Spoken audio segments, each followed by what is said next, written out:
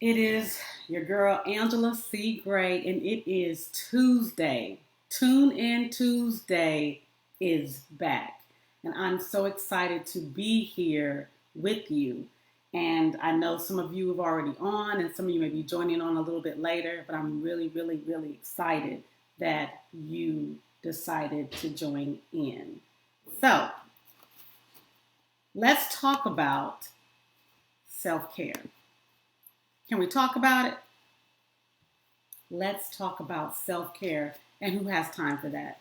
So, ladies, I have been passionate about, ladies and gents, because I know I may have a few gentlemen that may jump on, but I have been passionate about self care for a very long time. I've been, ever since I experienced cancer. Many of you know I'm Angela C. Gray, and for those who are just jumping on, it is Tuesday, and I'm so excited to be back for Tune In Tuesdays. Let me know that you are on. Say hello, and please do me one favor, share this because I'm sure this is going to bless somebody. If it's just one person, you can help change the trajectory of someone's life by just sharing and liking this, okay? So do that for me. And so I'm going to be every week on Tuesdays with your inspirational word. We're going to be talking about wellness and all things dealing with wellness, health, and wellness. And it's more than just what you think. It is more. It's going to be some deep, candid conversations. We're going to tell some truth. Some things may be painful, but how many of us know that sometimes we have to look at the ugly things in order to be transformed, just like a butterfly,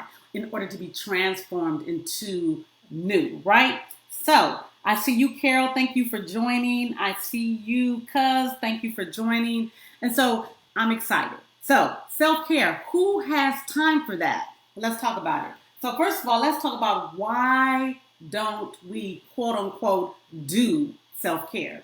Why don't we, and that's correct English, but why don't we do self-care? Most of the times, especially with women, I don't have time.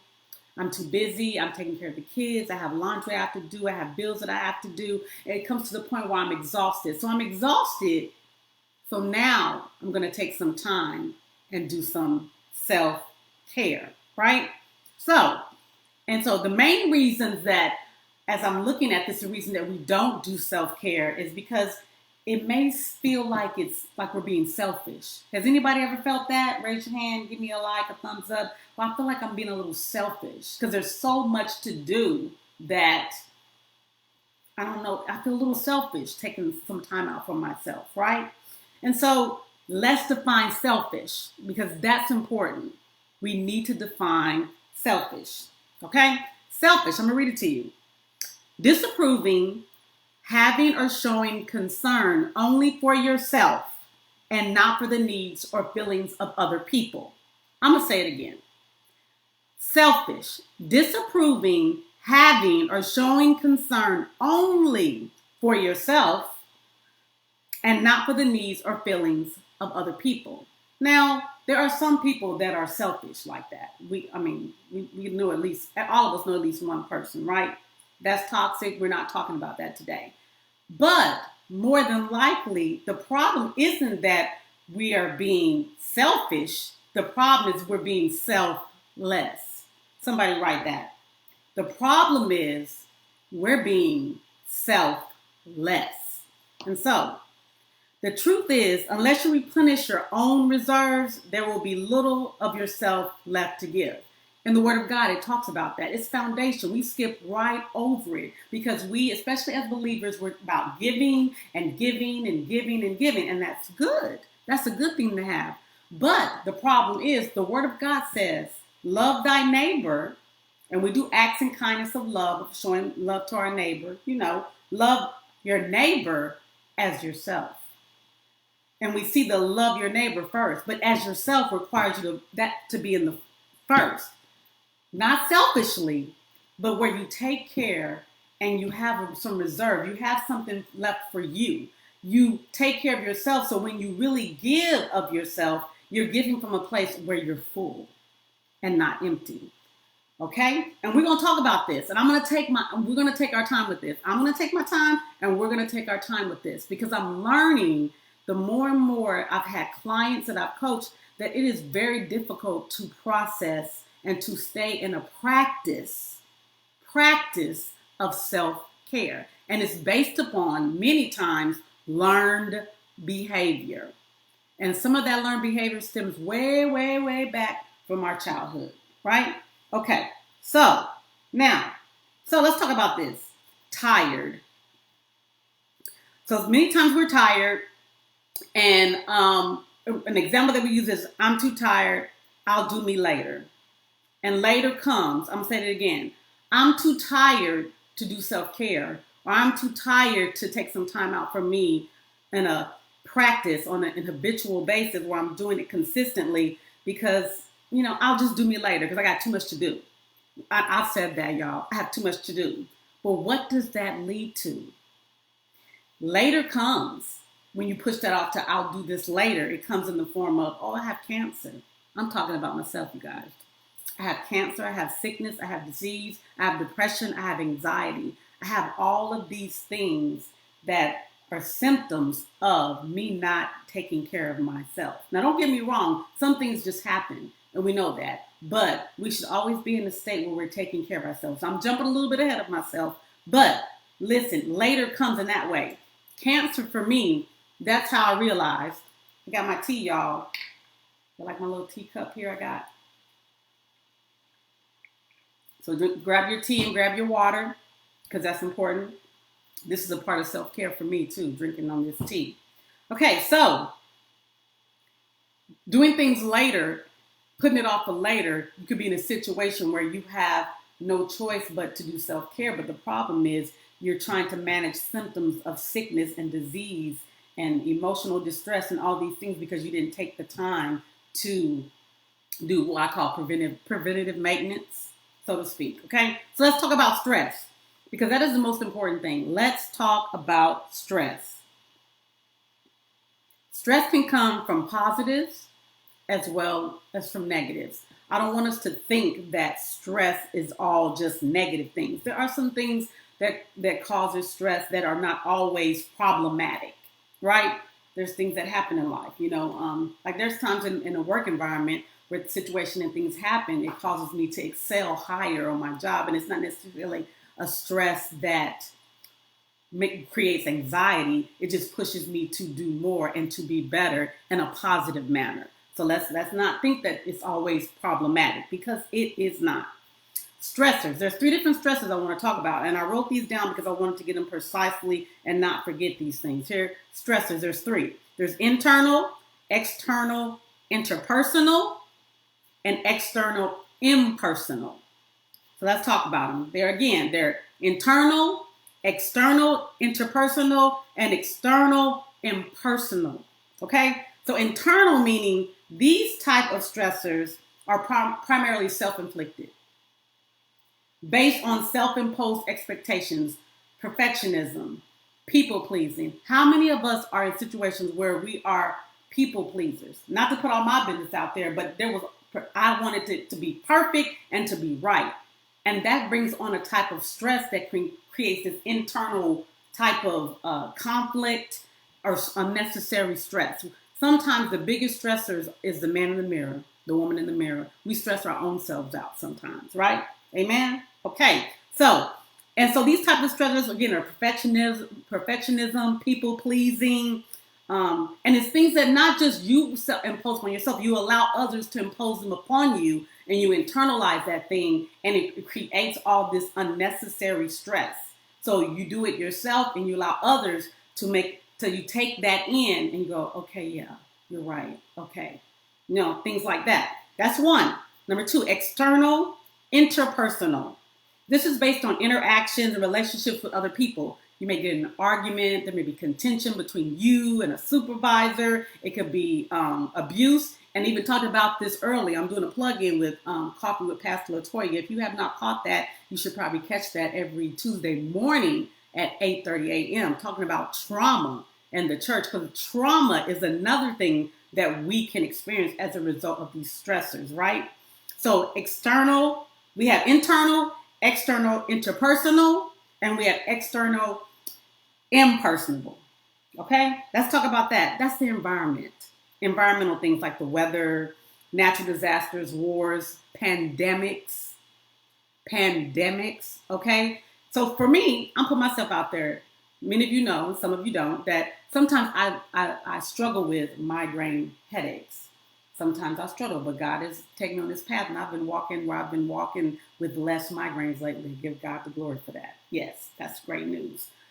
However, sometimes the environment, the barometric pressure causes, that's a stressor. Nothing that I can do about that. And it causes sometimes pressure in my head. And so I have to be real mindful of that and have a preventative maintenance type something in place, which I do to kind of help me so that I don't feel so much pressure and it doesn't turn into a full blown out migraine. So environmental things, there are certain things that we cannot, like the pandemic, there's certain things that we cannot avoid, but how you handle that stressor, that is very important, okay? So, all right, let's talk statistics because I literally want to go over these statistics. Look, I can hardly talk today. All right, let's talk about this. The American Institute of Stress. About 33% of people feel extreme stress. 33%. Feel extreme stress. Now, we're not going to talk about this extreme stress right now, but we are as we go along with these Tune In Tuesdays because these are things that we need to know, especially those of us who are leaders in the community, in churches, those on our jobs, we are entrepreneurs. We need to know these things so that we can be whole and walk in true wellness. And before I even go any further, I want to ask you a question. And I want you to think about this as have this discussion. What do you think of when you hear the word self-care? You don't have to answer it, but think about it. What do you think of when you hear the word self-care? Instantly, the first thing you think of. That's important. You might want to jot that down. And how can you're asking yourself this, how can I best take care of myself? What do I need to do? And one size doesn't fit all. We all have different ways that our self-care plan would never be identical, period, because there's not an identical person on this one. Even if you have a twin, there's still going to be some differences in that, right? Okay, so let's get back to these statistics. So in here it says about 33% of people report feeling extreme stress. 77% of people experience stress that affects their physical health. Did you hear what I just said? 77% stress affects people physical health. What physical health? So I'm bringing this to our attention because the first thing that we need to do is realize where we are. And so some of you watching this may fit into some of these statistics. Here we go again. 73% of people have stress that impact their mental health. And think about this. This is not including necessarily the pandemic right here, okay? And 48% of people have trouble sleeping because of stress. Sleep is one of the most, sleeping, drinking water. That's important. You need to sleep and you need to drink water. You cannot go without water and you cannot go without sleep for very long. You have to have rest. You have to have that REM, that good sleep. You know what I'm talking about? That good sleep where you laying there and, well, I'm not going to go there, but you know what I'm talking about. That good sleep, right? Okay, so Americans' level of stress are getting worse instead of getting better. And we can see that as a result of what is taking place. And whether we admit to it or not, there are certain things that we experience that, if we tell the truth, that we experience stressors ourselves, and sometimes we hide behind who we are as far as whether it be in the community, whether we be leaders, whether it be in the church, whether it be in the boardroom, all these different things we hide sometimes behind those particular masks. Well, it's time to take the mask off so we can walk in true healing. We can walk in that, right? So 75% of Americans experience moderate to high levels of stress in the past month. High level in the past month. And now we ain't even talking about since the past year, not even last week, but and what may come tomorrow. So let's talk about this. Stress is the number one health concern of high school students, y'all, our children. It's the number one concern of high school students. I'm going to let that sink in for a minute. It's the number one concern of high school students. That really concerns me because, I have I have nephews and nieces, and I know a lot of young people, and some of them I know their stress levels, and they deal with different type of stress than what my generation dealt with because of social media and things like that. So we have to change something here. And it first starts with us as individuals. The one thing I have to say about self-care, I believe that it's a communal, like a community. It takes a community, but it takes the individual to realize that and then collectively building upon that. And I believe that self-care is like a multi-level approach. We need to approach it at a multi-level approach because we are multi-levels. We have different layers. And so we have to approach self-care differently. But again, I'm jumping ahead of myself because the first thing that's important is that we have to realize that who has time for that? Well, if we don't make time for self-care, self-care is going to make time for us in the form of disease, illness, ailments, sickness, things of that nature, things that we don't want. I'm a witness of that. Hello. I'm a cancer survivor, a breast cancer survivor. So, and I've shared my story numerous of times, and I'm not going to go into that right now. But when I realized that I had to go through a journey of detoxifying myself from things that had latched onto me, trauma, learned childhood behaviors, all these different things that affected the whole person of who I am. See, there's this whole person, and self-care is just we just get into the basis of realizing, okay, I need to take care of myself. But first, I have to realize that I have to make time for this. This is important. Okay? Again, I'm jumping ahead of myself. So let's go on. Okay. So people who tend to experience particular high rates of stress are at different ethnicities, minorities, women, single parents, and people responsible for having to take care of their families and loved ones. And we are really in that state right now where we have families and the mothers and fathers and situations where we're having to take care of our loved ones, whether it be our children because of the pandemic. There's a lot that's going on. And that can bring on a certain level of stress subconsciously that we don't even realize how taxing it can be to us, both mentally, physically, emotionally, financially, the whole spectrum of wellness and health, right? And so those things are important. But I want to ask you this one question. Do you fit in any of these categories? And remember, if you're just jumping on, please like, share, leave a comment. Let me know that you're tuned in and share with a friend. All right. So here we go. Do you fit into any of these categories where it comes to where it's a source of stress for you? Money, work, the economy, family responsibilities, Lord have mercy, relationships, personal health issues, housing costs, things are, prices are rising, things like that, job stability, family health problems, personal safety, things of that nature, all kind of things. There's so much that's happening. And when we talk about personal safety, we can talk about things that are happening as far as the state of this nation, the state of the world, as far as when it comes to just different racial things we're experiencing, to political things that we're experiencing, to economic statuses changing, things like that can affect everyone, right? So those are some of the things. But the biggest thing I wanted to talk about too is that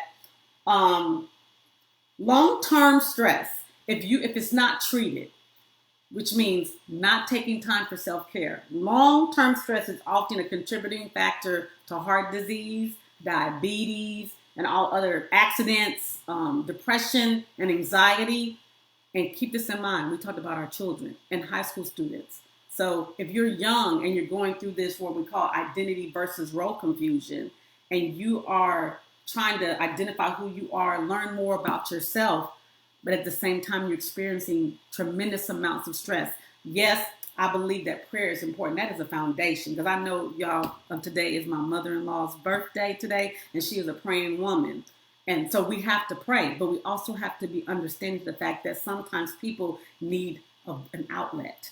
We have to teach our children how to take care of themselves, right? The healthy way, which meaning sometimes detoxing from social media. Hello, I don't know who that was for. That's for somebody's child, right? So let's talk about some common symptoms of stress. And these are the top three that are in the 40 percentile. Irritability and anger. How many times have you been like, people just get on your nerves? I've been in situations, you guys, I'm being honest, I'm being transparent. Well, I've been dealing with things and I'm like, why is everything getting on my nerves lately? I mean, like things that would not typically get on my nerves is driving me.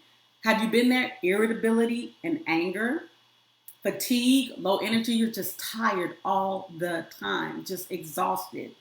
Lack of motivation or interest in the things that you once had a passion for. We got to get back to those things. And that's a part of realizing that we have to jump back into self-care. It's important for us to have that passion and that energy, getting back to what we love. There was a time when, I'm just being honest. I have to be transparent for me when I'm doing this with you, is that where I lacked the motivation or the inspiration myself. So I had to pull back and say, wait a minute, what's going on with Angela C. Gray? What's going on with me? And so once I realized that, I said, wait a minute, I had to do things and be intentional about self-care so I could get back to the things that give me life, what I call it, things that give me life, right? So the other top three is anxiety, nervousness, or worry. Is that you? Come on now, headaches, feeling sad or depressed often. And then this is not to make you to be, oh, poor is me, woe is me, woe is me. No. We're doing this because we're going somewhere. Whether we realize it or not, we have to treat the symptoms.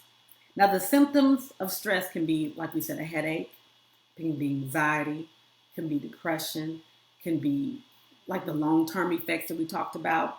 But the problem is we're treating the symptoms instead of treating the cause, like doing the preventative maintenance is what I call it. We end up having a headache because we're stressed, so we take a pill, but we never treat the root of the problem, which is lack of self-care and taking time out to do things that are important to maintaining your emotional, your physical, your intellectual, your occupational, all these wellness, the spectrums of wellness, the dimensions of wellness, right? So we get to a point where we get completely exhausted and we crash and burn and then be like, okay, I got to get some rest. And we go on a sleep sabbatical, or we go on I'm just going to shut everything off.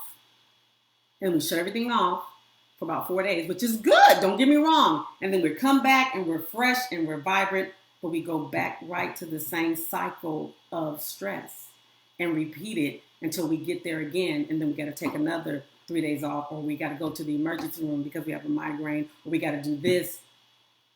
When instead of saying, okay, I need to make a self-care action plan. I need a sustainable self-care plan.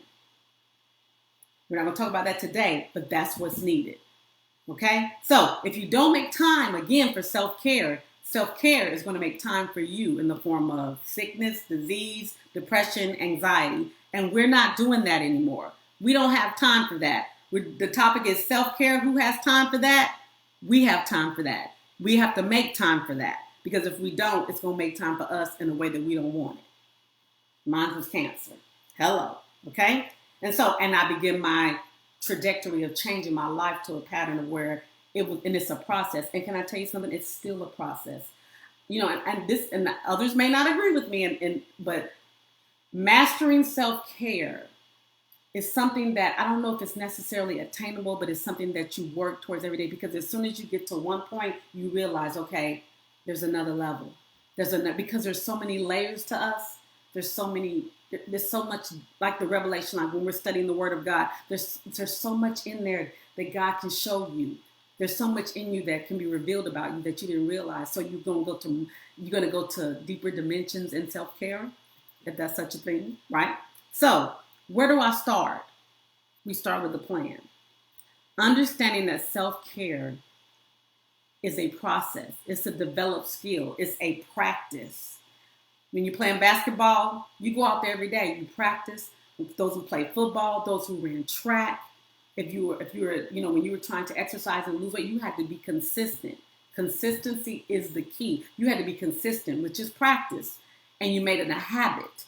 And that's what we have to do. Now, how we target that, we'll talk about that, because I am almost out of time, you guys, and I'm not going to go over my time limit, okay? So it means that you do it regularly. That's what I'm trying to say. Self-care You make time for it and you do it regularly, and you don't do it when symptoms arise. Oh, no, it's a part of your daily practice, right? Self-care can be a preventative care plan within itself when you think of it. Now, I asked you before, what do you think of when you hear the word self-care? The first thing that comes to your head, that's what you got here. It could be something good. It could be something not so good. It could be whatever it is, you need to write that down or have that a vision in your head, because that's something that if it's good, you're headed on the right track. If it's something where you think of, I don't have time for it, that's the first thing that you thought, or I'm too busy, then we got some things we got to work on, right? And we all do. You are not alone. We all do, okay? Remember, one size does not fit all, because we're all different. We're all different, right? Okay, so the most important thing I want you to remember before I get out of here is that we're going to, self-care is the practice of taking an active role in protecting one's own well-being, health, and happiness. I'm going to say that again and say it a little bit slower. Self-care is the practice of taking an active role, active, not passive, not inactive, but active role in protecting one's own well-being, health, and happiness, you guys. So next week, we're going to dig deeper and we're going to discuss what I call first things first, the challenge of unlearning learned behavior. The challenge of unlearning learned behavior. Because a lot of these things, we take it with us as a child, as we grow, and we're impacting the world, but we're completely depleted behind closed doors, right? So we're going to work on this, because some of this behavior that we have now, we have to unlearn it in order to really make those changes. So I look forward to seeing you on next week. Again, if this has blessed you, please share it. I am going to download this and we're going to be on YouTube, my YouTube channel. So I'm excited about this. I'm passionate about this. There are times we're going to have people in the interview where we're talking about financial wellness. It's going to be a range of topics, but the first thing we got to do is realize that it's important, that self-care is important. And who has time for that? We do. We have to make time, because if we want to pour from an empty cup, we're going to be dry. We can't do that. We're gonna pour from a full cup, even a half full cup. Just maybe halfway, a half full cup, because you got something to give. But when there's nothing else to give. Come on now, the time is now. It starts with you. It's not about you, but it starts with you. Remember, love yourself, live well, and you will inspire nations.